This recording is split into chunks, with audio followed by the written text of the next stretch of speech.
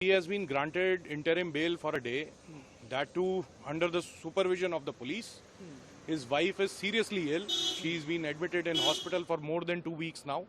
And for the past 5-6 days, she is in ICU.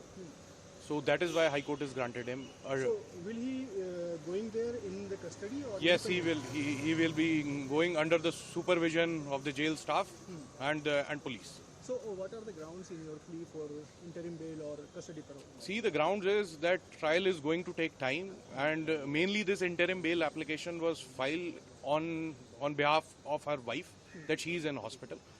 So that was the only ground here. And he's inside for more than a decade now. So the additional PP also opposed the plea in view of the ongoing gang war in Delhi. So what were your submissions against that?